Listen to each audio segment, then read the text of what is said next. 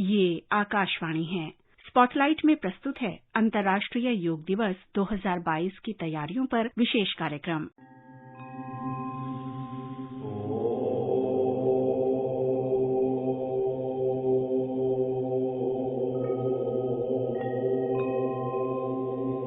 योग गौरवशाली भारतीय परंपरा की अमूल्य निधि है।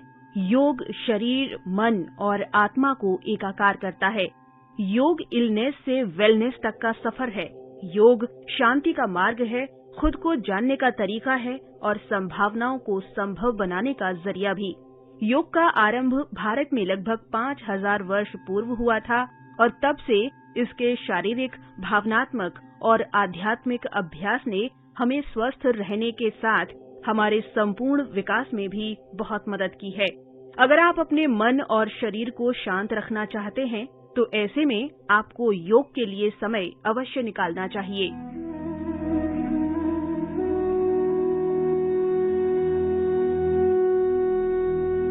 स्वस्थ जीवन का आधार माने जाने वाले योग के व्यापक महत्व को देखते हुए प्रधानमंत्री नरेंद्र मोदी ने संयुक्त राष्ट्र महासभा में 27 सितंबर 2014 को दुनिया भर में योग दिवस मनाने का आह्वान किया।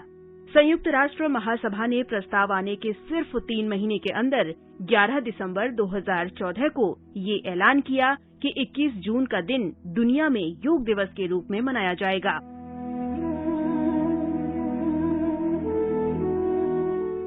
हम में से कई लोगों के मन में ये सवाल उठ सकता है कि 21 जून की तारीख में ऐसा क्या खास है कि इसे विश्व योग दिवस के रूप में मनाने के लिए चुना गया। तो जैसा कि हम सभी जानते हैं कि 21 जून का दिन नॉर्दर्न हेमिस्फीयर यानी उत्तरी गोलार्ध में ग्रीष्म संक्रांति का सबसे लंबा दिन होता है, या दूसरे शब्दों में कहा जाए तो ये वर्ष का वो समय होता है जब सूरज उत्तर से दक्षिण की ओर बढ़ता है। ये उन 2 महत्वपूर्ण दिनों में से एक है जब सूरज की किरणें 2 ट्रॉपिकल लैटिट्यूड लाइंस यानी उष्णकटिबंधीय अक्षांश रेखाओं में से एक पर बिल्कुल सीधे पड़ती हैं। ऐसे में माना जाता है कि इस बदलाव का लोगों पर बहुत प्रभाव पड़ता है। योग गुरुओं के अनुसार ये संक्रमण काल होता है। ऐसे में इस दिन योग का अभ्यास करना सबसे अच्छा होता है। इस दिन को योग दिवस के लिए चुनने का एक अन्य महत्वपूर्ण कारण ये भी है कि इस दिन दुनिया के सबसे पहले योगी माने जाने वाले आदियोगी भगवान शिव ने सप्त ऋषियों के साथ दक्षिण की ओर की यात्रा शुरू की थी। ये सभी ऋषि आदियोगी के पहले शिष्य बने और इन्होंने ही दुनिया के अन्य भागों में योग के महत्व को पहुंचाने में मदद की।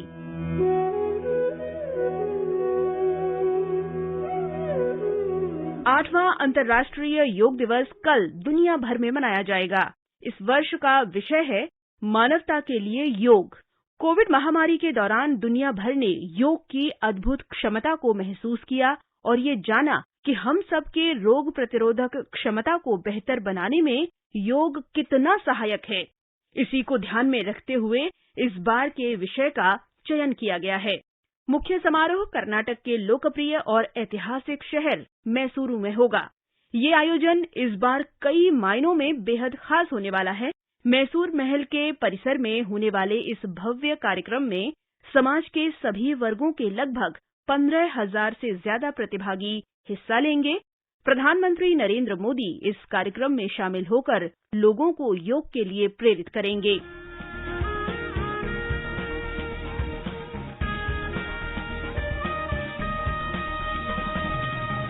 आजादी के अमृत महोत्सव को अनूठे अंदाज में सेलिब्रेट करने के लिए देश के 75 आइकॉनिक स्थानों पर योग से जुड़े कार्यक्रम आयोजित किए जाएंगे।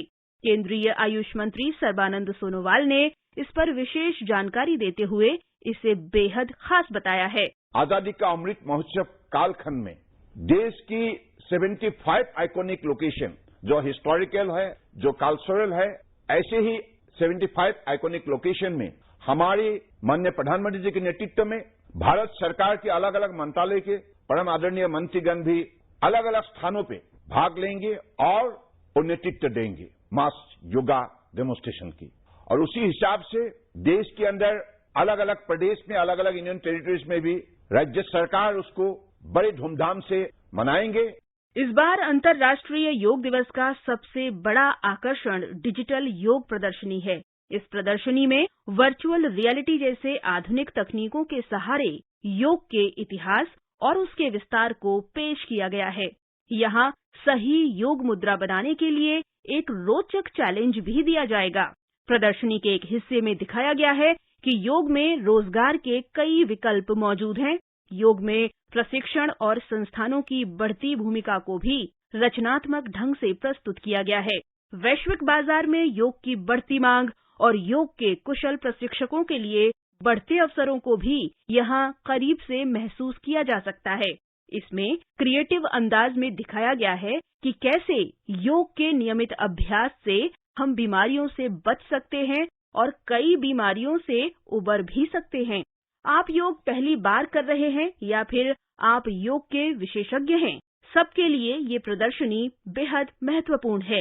इस प्रदर्शनी में डेटा के सहारे ये भी दिखाया गया है कि वर्ष 2014 में अंतर्राष्ट्रीय योग दिवस की शुरुआत के बाद से लगभग 58% लोगों में योग के प्रति दिलचस्पी बढ़ी है और वे भी योग को अपने जीवन का महत्वपूर्ण हिस्सा बना रहे हैं।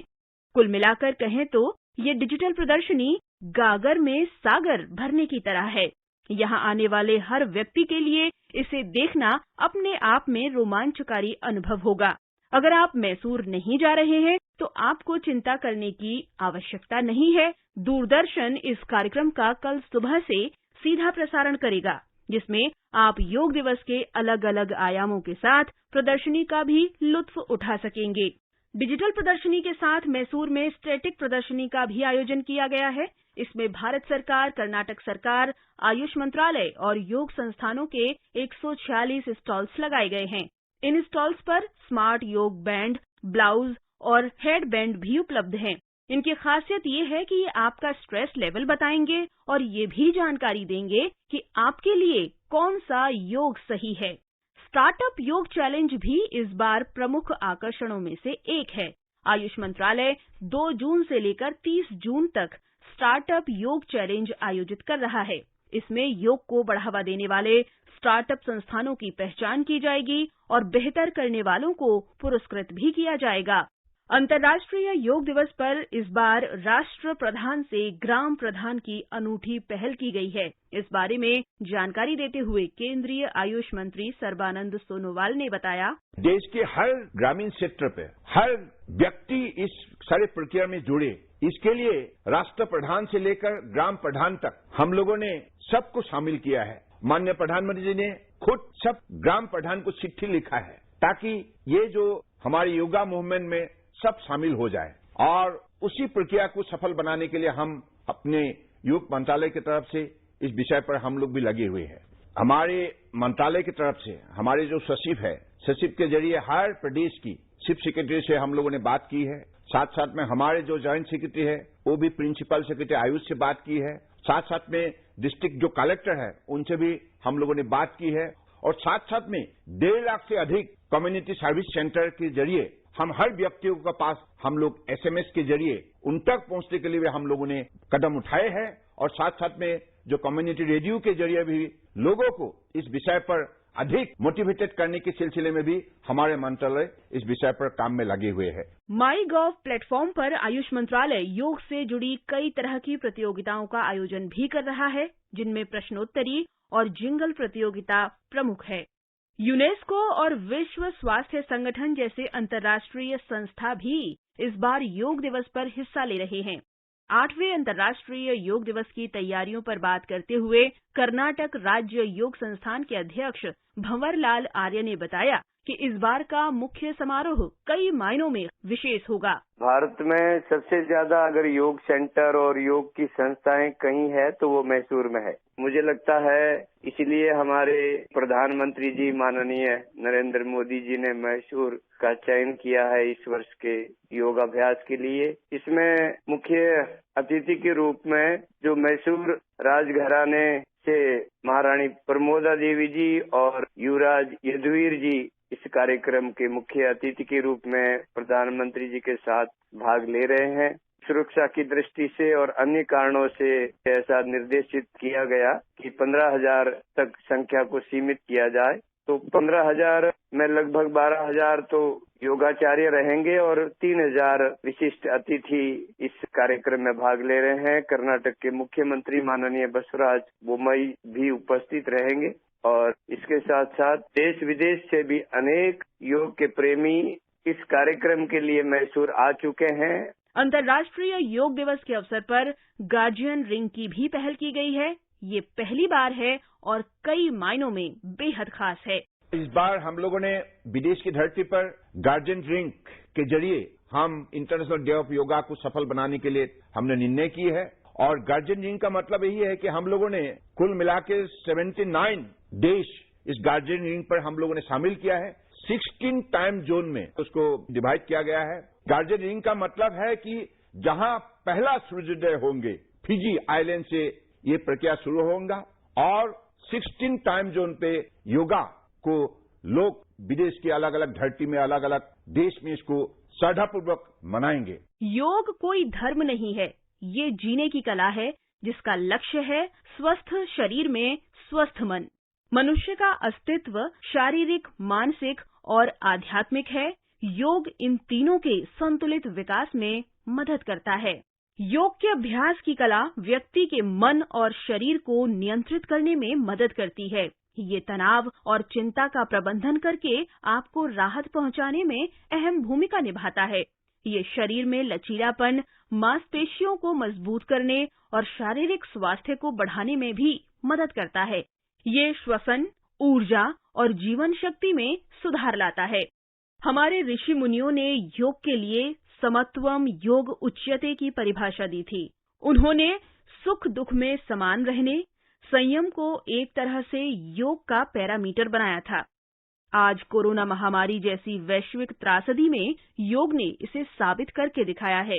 जब कोरोना के अदृश्य वायरस ने दुनिया में दस्तक दी थी, तब कोई भी देश साधनों से, सामर्थ्य से और मानसिक तौर पर इसके लिए तैयार नहीं था। हम सभी ने देखा है कि ऐसे कठिन समय में योग आत्मबल का एक बड़ा माध्यम बना। योग ने लोगों में ये भरोसा बढ़ाया कि हम इस बीमारी से लड़ सकते हैं। योग से हमें ये अनुभव होता है कि हमारी विचार शक्ति, हमारा आंतरिक सामर्थ्य इतना ज्यादा है कि दुनिया की कोई परेशानी, कोई भी नेगेटिविटी हमें तोड़ नहीं सकती है। योग हमें स्ट्रेस से स्ट्रेंथ की ओर और नेगेटिविटी से पॉजिटिविटी और क्रिएटिविटी का रास्ता दिखाता है। अंतर्राष्ट्रीय योग दिवस आयोजन समिति के सदस्य डॉक्टर जयदीप आर्य ने बताया कि कुछ महत्वपूर्ण प्राणायाम और योगासन को अपने जीवन में शामिल कर हम सब स्वस्थ और निरोगी रह सकते हैं। अखंड योग साधना, विकल्प रहित संकल्प की जो पद्धति है वह योग है। योग अभ्यास है। Father of the modern yoga महर्षि पतंजलि हैं और वो कहते हैं यम, नियम, आसन, प्राणायाम, प्रत्याहार, धारणा, ध्यान और समाधि, 8 अंगों का नाम योग है। तो हम इसको आज ये ध्यान रख लें कि अहिंसा जो पहला शब्द है वो यम है। किसी को शारीरिक और मानसिक रूप से कष्ट नहीं देना, ये योग का तत्व है। और दूसरी बात आती है, यदि हम नियम की बात करें तो वो है शौच। शौच मायने स्वच्छता, अपने कार्य की स्वच्छता, अपने विचारों की स्वच्छता, अपने आहार की, अपने विचार की, वाणी की स्वच्छता। तो ये अष्टांग योग से शुरू होती है यात्रा। प्राणायाम ज्यादा उपयोगी है, तो मैं इतना ही कहना चाहूंगा कि आज जो लोगों की मृत्यु की दर है उसका जो बड़े कारण है उसमें heart, BP, cancer, diabetes, respiratory disease और अल्जाइमर मुख्य रूप से ये कारण हम देखते हैं। और इनमें निरापद रूप से योग और प्राकृतिक चिकित्सा, आहार चिकित्सा भी इसमें महत्वपूर्ण रोल अदा करती है।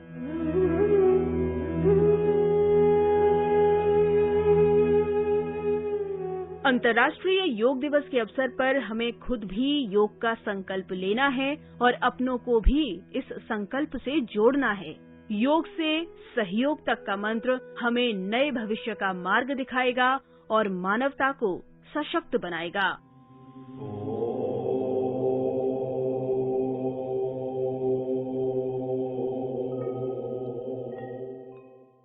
अभी आप सुन रहे थे अंतर्राष्ट्रीय योग दिवस 2022 की तैयारियों पर विशेष कार्यक्रम। ये कार्यक्रम आकाशवाणी के समाचार सेवा प्रभाग द्वारा प्रस्तुत किया गया। इसे आप हमारे mobile app news on AIR और हमारे YouTube channel news on AIR official पर भी सुन सकते हैं।